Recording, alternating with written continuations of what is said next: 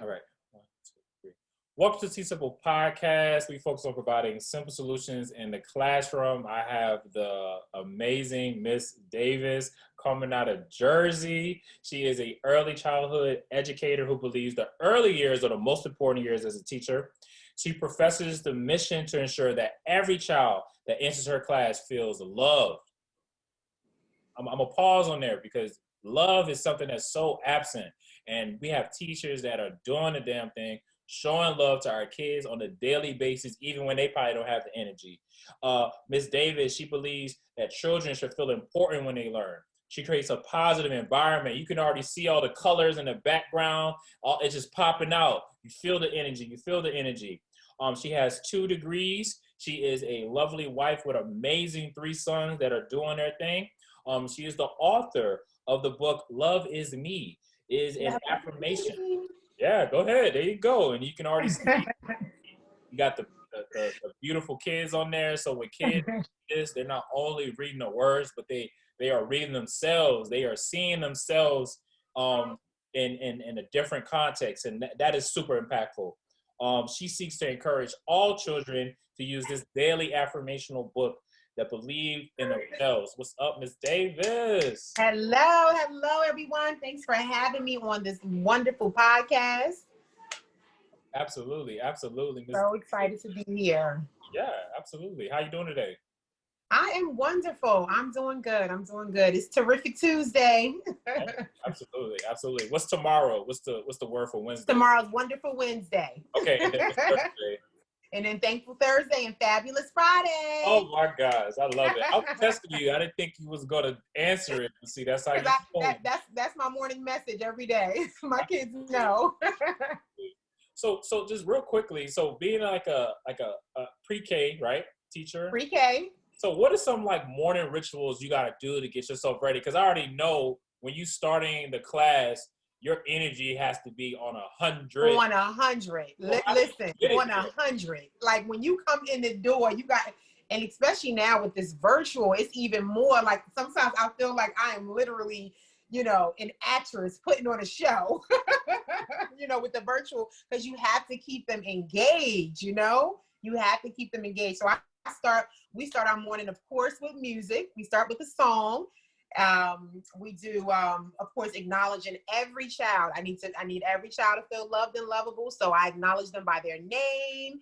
And we start our day with the good morning song. And we'll say, Maxwell is here today. Say hooray, hooray. Hey. And then we go to each child's name, acknowledging their name, and just all getting excited to say hooray. It is time for the school day. So that gets everyone excited, everyone wiping the coal out their eyes and ready to learn. Absolutely. So music is always the best way to start the day. Absolutely. So let's get right into it. Let's get into the teacher tip of the week. I want to talk about starting the class period. You said it in your bio. If you start the class off wrong, you start the day off wrong, the whole day might go bad. I remember saying that when I was in educational school. The first 10 minutes of class are the most important. So for me, my tip, teachers, and then I want you to give your tip on just how to bring that energy. You already said it, so I just want you to just keep doing what you're already doing, sis. So teachers, play music, yo. Like I just think of the Black church. I always got to reference the Black church. When you get into the Black church, it starts off really cool, calm, and collect, right? Everybody coming in with all their worries, all of their pain, all of their just everything. And then once that music start playing, what happens, Ms. Davis? That's it. You start clapping. That's it. Right? Once that clap comes, that's it. It's time to go. And is there like a specific time limit to it? Like, is it just, we just do it, right? And then when it's done, it's done. If it goes that's over, just it goes us. over. That's the beauty of Black, right? That's the beauty of being Black. We hear music and that's our passion. That's who we are. It's just in our bones, Absolutely. And so teachers, when you are getting in front of those kids, getting in front of those babies, you have to build that spirit somehow, some way. Don't jump right into the content. Say good morning, how you doing? I like how you look. Let me see the yes. Make them feel special. Make them feel loved. Make them feel like they're the most important thing in your world today. Like they need to feel that, you know, and when they feel that, they're going to give that right back to you. They're going to give it right back to you. What do you do if, so talk about real quickly, and then we're going to get into the other questions. How do you get that energy out of a kid that maybe be discouraged or, you know, you just don't have it? What do you do? You know what? I just make them feel special. I make them feel special by just acknowledging, you know, if I have a child that comes in and is not feeling it, you know, because we're, as much as we want them to be happy when they walk in the door and to be joyous and happy to be there, sometimes, you know, we don't know what happened at school, at home. We don't know what's going on at home. And they, of course, our babies bring that to school with them, right? So the ones that do, again, I just make them feel loved by acknowledging them. I'll come up to them and say, you want to give me a hug, a high five? And most of the times it's a hug. It's a hug. A hug makes everything better. A hug makes everything better. So once I give them a hug and they feel that warm embrace, I got them. I got them. But it's just feeling that connection and knowing that, you know, that they know Miss Davis is so happy to see them. It's that connection. You are an energy reader, right? Would you say that? Oh, absolutely. So let's talk a little bit about a quote that I have. So you talked about like feeling important, feeling belong, right? And we know recently, I don't know if you've been watching the news, but what happened on the Capitol, it's just a lot of people are trying to instill fear into people so they don't feel like they belong, right? We voted so we can feel like we belong to this country that we fought for, right? We voted so we can feel freedom, you know, feel like we're not being oppressed like we've been in the last 4 years with disrespect and unprofessionalism and just pure thuggerism. I don't even know if that's a word, but thuggery or whatever.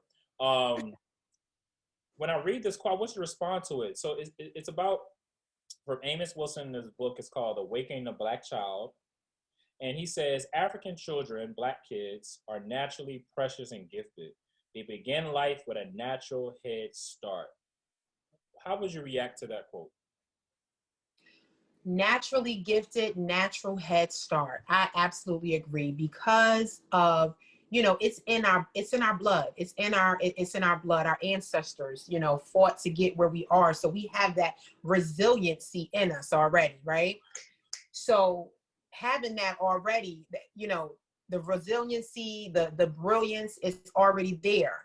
It takes a teacher, a loving, effective teacher to truly cultivate that and bring that out in the classroom. But yes, our children we're born gifted. Parents encouraging and affirming that brilliance in them. But I agree. I absolutely agree with that quote.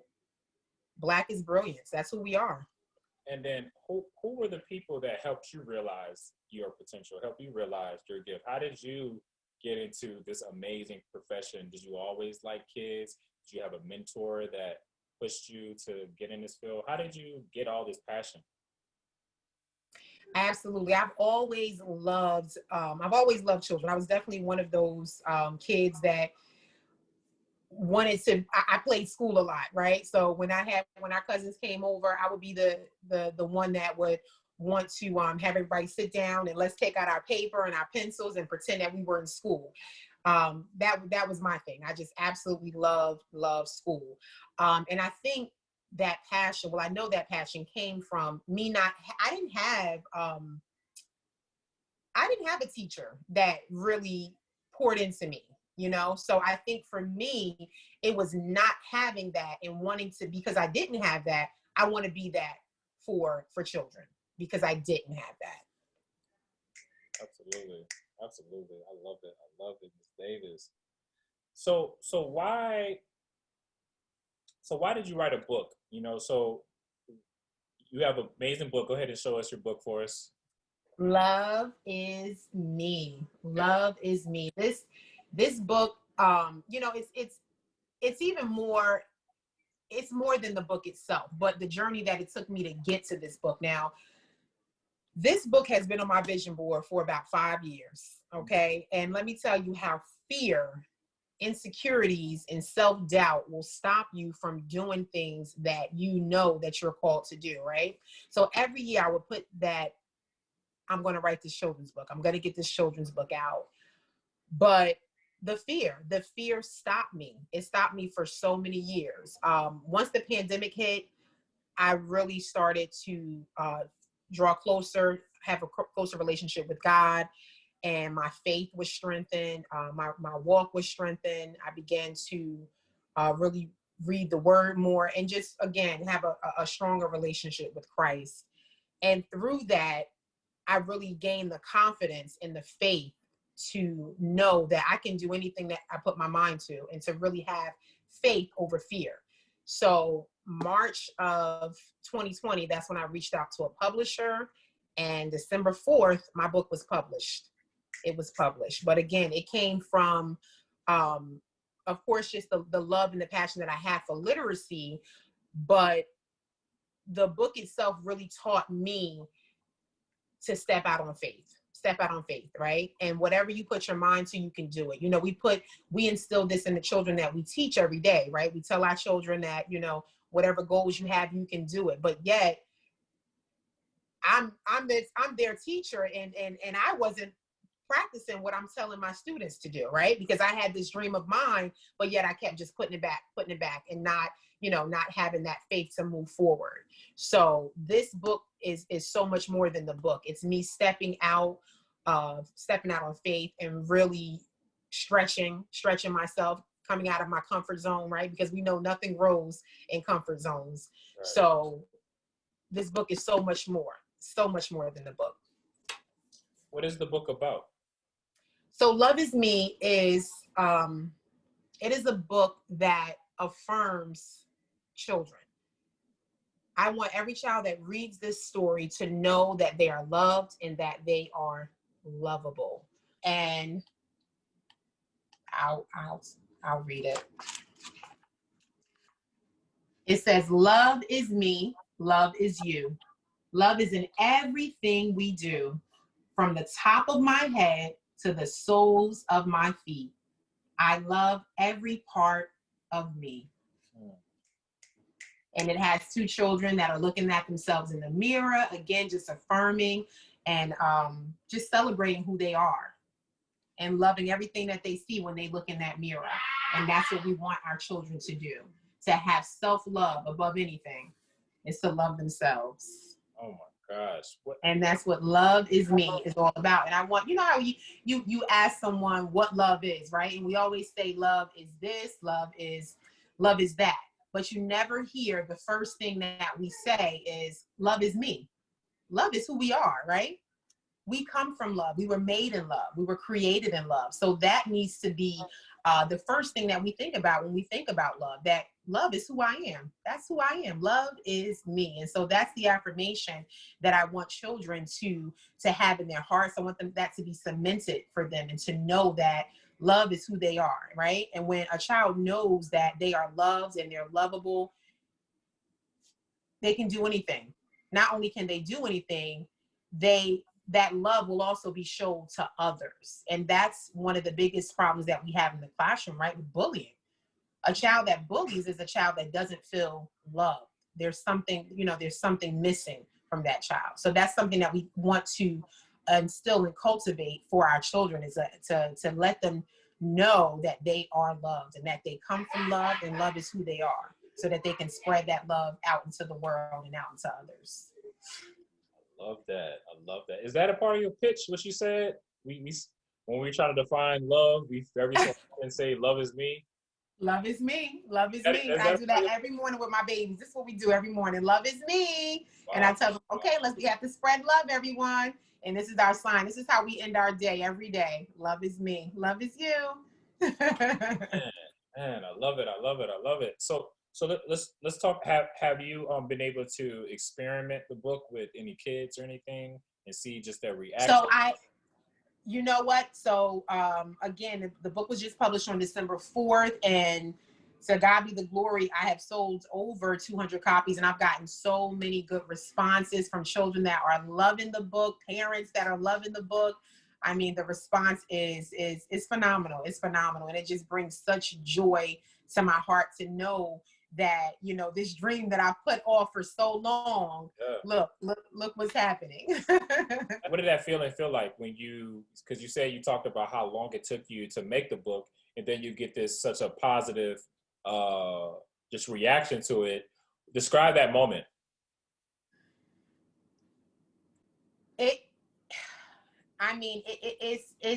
It's truly a dream fulfilled. It's truly a dream fulfilled. And it's like, wow, I cannot believe that I did this. It's truly like such a out of body experience. But it shows me that when you put your trust, like I said, I'm a woman of faith. So when you put your trust in God, and if he gives you the vision, he's going to give you the provision, you know, because that was one of my things. I always said, oh, I didn't have the money. I didn't have this. I'm not going to be able to do this. And I'm telling you, once I committed, everything else fell into place. Everything else fell into place. I would encourage any teacher, you know, that has a dream, because once I shared the book, you know, I got a lot of inboxes from educators that was like, oh my goodness, congratulations. That's something that I've always wanted to do. How did you do that? How did you do that? So I had no idea that not only was I inspiring myself, but I was inspiring others by just creating this book. So now I have people coming to me asking me what the process is, you know? So we have a lot of teachers that are, you know, pouring dreams into our little ones that we're teaching, but yet they still have dreams inside of them that they want to fulfill as well. And so I think that's something that teachers have to remember as well. Never stop dreaming, and your dreams can be fulfilled. I love it. I love it. I love it. So now that you are already a leader and you're setting that example, being a Black author, how does it make your job much more important? Yeah, I think it definitely magnifies it, because now I have created a broader audience that I didn't have before, you know, and just allowing, and not only in the classroom, but around, you know, my goal is to have this book around the world. I went to the nail salon the other day, and the man that does my nails, where are they from? Is it Filipino? Or it's The Philippines? I think it's Thailand or Philippines, one of them. But he does my nails, and I was telling him about my book, and we were talking about, you know, literacy, because they don't speak too much English, but he saw the book, and right away he said, you know, I want a copy, and he was explaining to me that he doesn't have his children have never even seen any books with children of color on there. So look how this book is the first book in his household that his children will see, and that have Black characters. You know, that's a huge deal. And I was a part of that. Who did the illustration? Because even the brother man's hair is identical to like. Right? I know. I love her. So I found the illustrator. Again, social media is everything, right? I was scrolling on social media one day, and I saw these illustrations, and I took a double take. I was like, oh my goodness, I love these illustrations. And I reached out to her on Instagram. Yeah, it's someone on Instagram. HH Pax is her name, and she is absolutely wonderful. She also did Kadeem. You heard of Kadeem Ellis? Kadeem Ellis and Yandy from Love and Hip Hop. Yeah. They used her for illustration as well. I didn't know that, but I saw it on her IG page. But yep, IG. Excellent. So what's next? So you got Love Is Me. Is there a Love Is Me Part 2? Is there a Love Is World? You know, is it? I know you got to keep the love part. You just got to. You know what? To be honest, I don't, you know, like whatever God has for me is for me. But right now, I'm working on continuing to step out of my box, continue to step out of my comfort zone. And with that, I just signed up for something I've always wanted to do, and that's play an instrument. I signed up for ukulele class. So, you know, like I told you, one of the things for pre-K is all about music, right? It's all about music. So I do a lot of singing in the classroom. Like I truly am the Beyonce of my classroom. Yes. Yes. The kids love it. They love it. They love it. So I say, you know what? It is time for me to take it up and really take this singing and learning up, take it up a notch with an instrument. And I've heard the ukulele played for years, and I love that it seems so simple, but yet, you know, I love how it sounds with, you know, with singing. And in the pre-K classroom, like the children, they will love that. They will love it. So I signed up for a class, and Friday was my first day, and I'm like, I can't believe I did this. But again, that's a part of stepping out of your comfort zone, right? So that's what I'm working on, is just continuing to do things that I maybe was fearful to do, or just didn't want it, or just didn't feel I could do, you know? So that confidence, you know, once I created this book, it's like, listen, I can do anything. I can do anything now. There's nothing stopping me. Absolutely. So that's where I'm at now, really just stepping out of my comfort zone and just learning new things. Like one thing is, as an educator, we have to constantly be learning and never get stuck in our ways, right? So I want to always learn new ways and just stay on my craft, stay up on my craft. So I want to continue to grow professionally as an educator as well. Do you see yourself maybe in like leadership at all? Or you want to stay a teacher? You know, I love the classroom. I do. I really love the classroom. So right now I don't see myself in leadership, but you know, maybe in the future. Again, I do have a literacy master's in literacy. So I was thinking maybe in the future, maybe a literacy coach, or, you know, something in that area. I'm not sure yet. But right now, the classroom is still my baby. Those are my babies. I have no plans to go anywhere. That's exactly how I am. They're like, Calvin. I love it. I love it. Yeah, absolutely. Absolutely. So I got two more questions. So my next question is,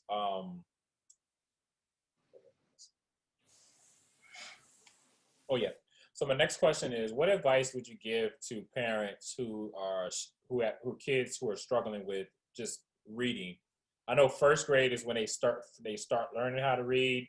Pre-K and kindergarten are writing. They're just trying to figure out. Yeah, pre-K and kindergarten is really the foundation, right? That's when we instill that love of literacy. So right now, you know, like I tell my students, when students leave my classroom, I do have some that are reading. I have some 4 and 5-year-olds that can read when they leave, you know, when they leave pre-K.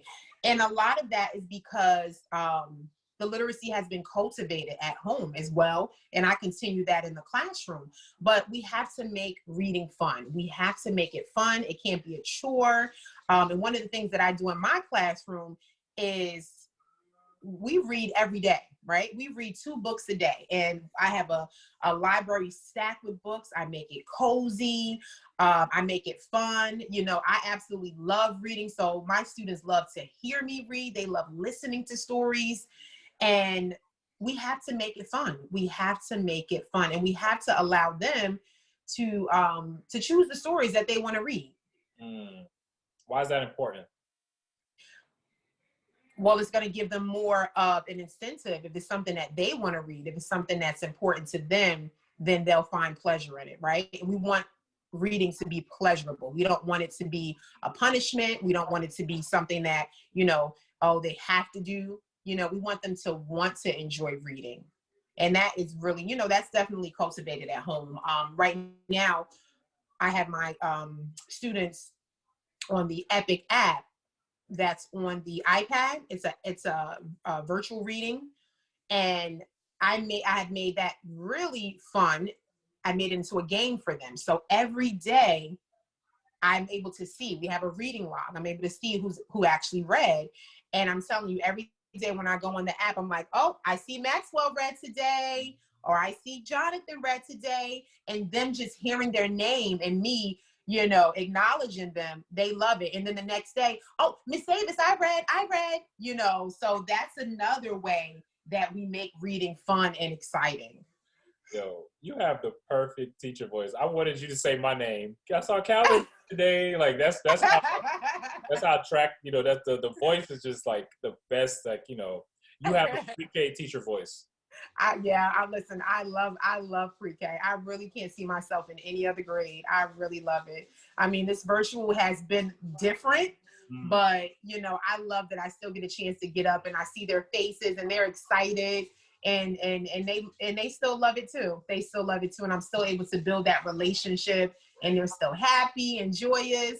I mean, we don't know when we're going back into the classroom, you know, at this rate, but one thing's for certain, the love is still there and they can still feel the love. So that's what makes it so important for me. You've had a smile on this entire time. So that's how I know you're not joshing me. So last question. What do you want people to get from this podcast? You know, I want, well, first, our teachers, right? Because I am a teacher, and especially now what we're going through with the virtual, it's different. None of us signed up for this, right? But I think we have to remember our why. Even in this, we have to remember our why. Remember why we are doing what we're doing, and it is for our babies. It's for our babies. So when we remember why we're doing it, it's going to really bring that passion and that joy and that commitment back. Just remember your why. And then also, of course, I want everyone to go support Love Is Me. You can go right to my website, QianaCDavis.com, and purchase this book for all the little ones in your life. And where can they find you on social media? Oh, I'm at The Teacher Wife on Instagram and on Facebook, Qiana Davis. And that's simplicity, y'all. I got my sister, Miss Davis. She's an early childhood educator, but she's also a literacy author, a mother. She's doing a thing up in New Jersey. She came to T Simple Podcast and blessed us with her love.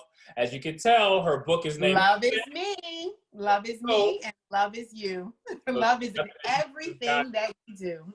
Absolutely. And there's nothing you haven't got from this podcast. Just love yourself. Love yourself. Spread love, walk in love, be love. What the world needs now, right, is love, more love. we can't get enough. And that's simplicity, y'all. Thank you all so much. Peace out. Thank you. Have a good one.